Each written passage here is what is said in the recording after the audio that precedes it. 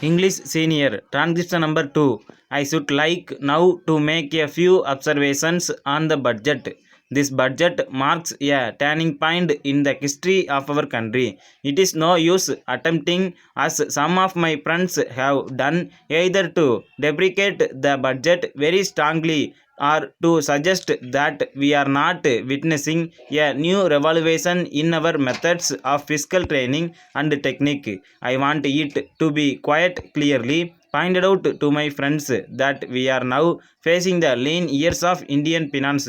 Hitherto we had revenue surpluses which were a form of public saving and which were meant to be utilized for capital development.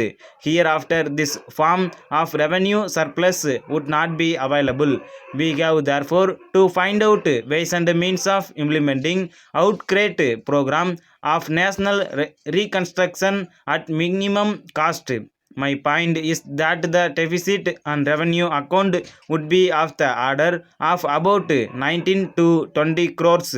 Here let me point out that I do not agree with those of my friends in the finance department who have attempted to suggest that rupees 9 or 18 crores which are obtained from Pakistan should be put to the revenue side of the budget. They are to be put on the capital side, but that does not seriously after the trend of my argument. What I am suggesting is that we would have to be prepared for a deficit of a much higher order even on the revenue side. That itself should make us realize that there are very many problems which we have to face and that we have to undertake ways and means of increasing the resources of our country so that it might be possible for us to have a greater amount of surplus or a greater amount of public saving for the purpose of financing capital development. The finance minister, in the course of his speech, Mr. Deputy Minister, pointed out that the deficits during the past 2 years were of the order of rupees 83 crores. I venture humbly to disagree with him because I feel that when we are talking of deficits, we must take into account the overall deficit incurred by the central government and that we would be of the order of rupees 200 crores during the years of relatively light expenditure. We had a shortfall of about rupees 200 crores.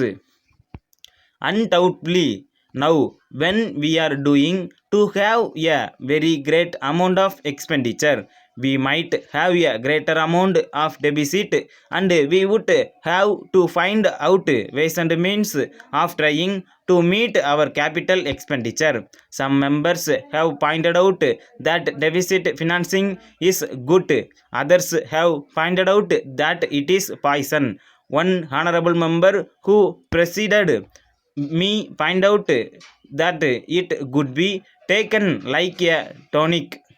Now I am not willing to enter into the merits of deficit financing or demerits of deficit financing in an academic spirit. The time has now come when we should face realities.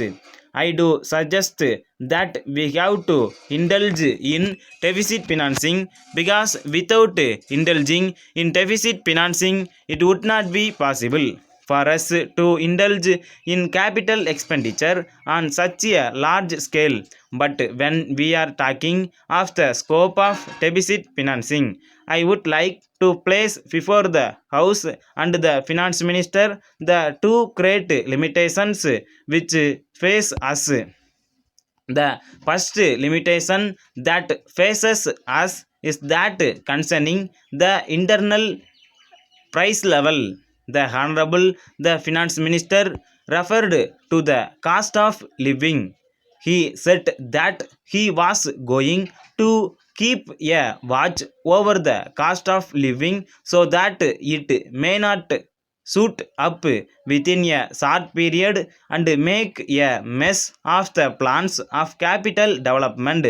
But there is another limitation which has also to be borne in mind, a limitation which has not received as much notice as it should have done in all the discussions that have taken place on deficit financing. That limitation is the external limitation or the limitation which arises on account of our balance of payments position.